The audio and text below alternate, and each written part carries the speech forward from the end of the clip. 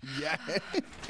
J'en parle souvent parce que j'ai du monde que je connais, proche et loin de moi, que je connais, que des situations comme ça sont arrivées. Et c'est pour ça que je trouve ça important. Et comme notre invité va nous dire tout à l'heure, le kidnapping en Haïti, tout le monde a peur d'aller en Haïti pour ça. Ça dure des années, des décennies même. Et on ne sait pas quoi faire, on ne sait pas si on devrait le dire. Est-ce qu'on le dit, on ne le dit pas même si on n'est pas là. Mais là, mesdames et messieurs, juste pour vous informer, qu'est-ce qui se passe présentement en Haïti depuis deux semaines maintenant, 1 semaine et demie, 2 semaines. Clifford Brandt, qui est d'une famille riche et aisée en Haïti, qui sont une des familles millionnaires en Haïti, qui ont plusieurs entreprises, investissements dans la banque et tout ça, a été arrêté. Le fils de M. Brandt, Christophe Brandt, a été arrêté pour un réseau de kidnapping existant et officiel et pas officieuse dans les branches. On n'en parle pas, c'est clair, et je suis bien content que ça soit dans les nouvelles, dans tous les médias, à travers je crois l'Amérique en totalité, parce que tout le monde s'inquiète d'Haïti depuis le tremblement de terre, et je crois que ça a bien donné. Alors, maintenant, le FBI est impliqué dans le développement, dans l'enquête sur Clifford Brandt et le réseau dans lequel il est impliqué de kidnapping en Haïti. Est-ce que ça veut dire que c'est le réseau ou bien il y en a d'autres? Oh... Ça serait trop bien si c'était le réseau. C'est pas je sais pas si c'est le réseau. Il y a peut-être du monde qui pourra me le dire, mais ça va ralentir, je crois, certains kidnappings ou certaines mouvances dans ce sens-là, parce que c'est du monde qui s'inspire à même kidnapper quelqu'un pour $100. Je dis, mais voyons donc, 100 gouttes, même pas $100, 100 gouttes. C'est à peine $2, buddy. C'est comme, pourquoi tu... Alors, je suis bien content que ça arrive jusqu'à là, que le FBI est descendu. Ils avaient une brigade spéciale qui est mise sur ce dossier-là, et il y a du monde qui sont rentrés même dans les banques, les caissiers de banque qui sont complices avec ce réseau-là de monsieur Christophe Brandt, malheureusement, qui est maintenant connu pour pas ses millions de dollars, mais pour ses activités un peu particulières et trop originales, je trouve, pour être poli avec les mots. Et par coïncidence, et je suis bien content parce que elle m'a jasé ça un peu personnellement, sans dire quand et comment, et je connais la personne sur qui elle a écrit le livre, ça a donné que ça, c'est arrivé le 22, et là, elle a écrit un livre qu'elle nous présente sur le kidnapping. Oui.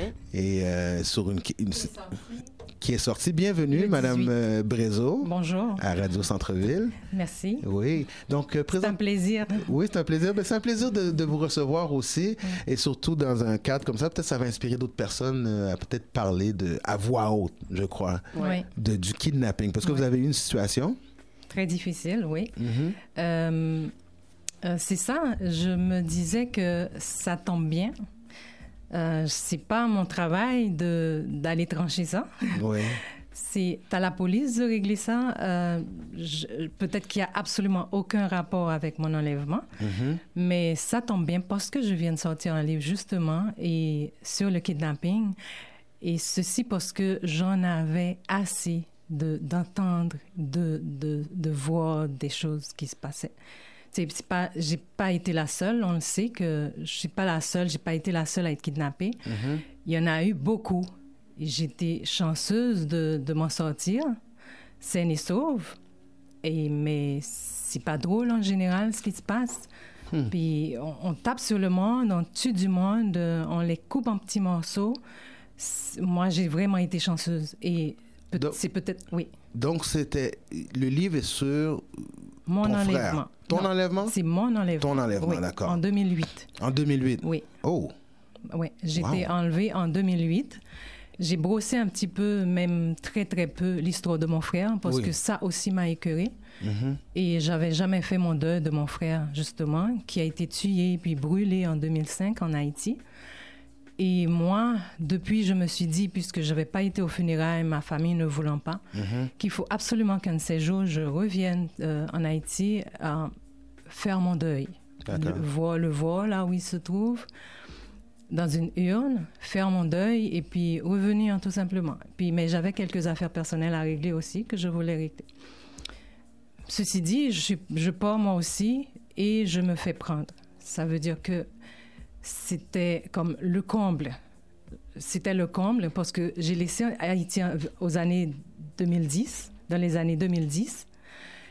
Et c'est comme un coup de pied dans le cul. derrière, excusez-moi, l'expression, parce que je voulais rester chez moi. Je voulais rester dans mon pays, y vivre et évoluer, développer avec les autres ce qu'on pouvait développer, faire progresser la situation économique du pays. Mais non, j'ai dû partir parce que ça n'allait déjà pas bien. OK? Je me suis fait menacer dans les rues plusieurs fois. Oui. Pour une raison, pour une autre. Et quand je suis repartie pour mon frère, je me suis fait... Enlever encore? C'était mon enlèvement, mais c'était une deuxième situation difficile pour moi que je n'étais plus capable de supporter. Wow. Donc, je me suis dit, il faut bien que je mette ça sur papier. Je suis plus capable de garder ça. C'est assez, là. C'est assez, c'est suffisant. Et puis, autour de moi, quand j'entendais d'autres en parler, ceux qui n'avaient absolument rien à donner en échange de leur libération, moi, j'étais chanceuse, puis je n'irai pas dans les détails de tout ça. Mais je me suis toujours posé la question à savoir, les autres, comment ils font? Comment ils vivent ça? Comment ils vivent ça? Et c'est même pas seulement ça, mais c'est de savoir qu'ils sont même pas capables d'en parler. Ils peuvent pas en parler, de peur de se faire reprendre, de peur, s'ils vivent en Haïti, ils ont une famille, ils ont des proches qu'ils veulent protéger. Oui. Donc, c'est vraiment difficile. J'en ai entendu parler, mais comme tu dis, ça empêche les gens de rentrer en Haïti. Définitivement. Ça empêche les gens de rentrer. Moi, je suis rentrée avec une peur dans l'âme. Si mon mari n'a pas voulu, ma fille n'a pas voulu, mais je me suis dit, écoutez, on est parti à toute vitesse, on n'a pas réglé nos affaires, il faut bien qu'un jour qu'on aille les régler. Oui. Donc, j'ai pris la décision de le faire et je suis revenue à Montréal sans les avoir réglés encore une fois. Wow. Pourtant, je suis allée dans mon pays et puis ça, je l'ai jamais avalé. De devoir revenir encore une fois sans rien régler et avec tout ça sur le dos en plus. Tout récemment, j'ai parlé avec quelqu'un dans ma famille, tu connais un peu aussi, le mari d'une cousine qui a été kidnappé aussi avec ses deux garçons. Ses deux garçons et lui ont été kidnappés. Mais lui, il est retourné cet été. Il dit que c'est un peu différent. Il se sent plus en sécurité. Est-ce que c'est vrai depuis le tremblement de terre? Il y a une mouvance, il y a quelque chose qui a changé ou c'est peut-être pour certaines personnes? Je ne saurais pas vous le dire pour la simple raison que je ne suis pas sur le terrain. Je ne m'informe pas régulièrement de ce qui se passe. Puis je ne suis pas une politicienne non plus, loin de là. Donc, je ne veux pas porter de jugement. Et je ne veux pas dire ce que je ne sais pas non plus. J'aurais voulu, je souhaite, j'aimerais vraiment beaucoup que ça puisse changer. Et si on le dit, j'espère que c'est vrai. Mais moi, je ne vais pas mettre les pieds demain matin en Haïti. Non. Puis c'est très malheureux tout ce qui se passe parce qu'on a déjà les catastrophes naturelles sur le dos. Ouais. Donc, c'est quoi l'avenir de ce pays? Dans 10 ans, dans 20 ans, dans 50 ans, c'est quand ça changera vraiment? Et puis, est-ce que tu penses que le FBI qui s'implique, qui s'implique, est-ce que tu penses que ça va changer quelque chose? Ça va aider ou... Ouais.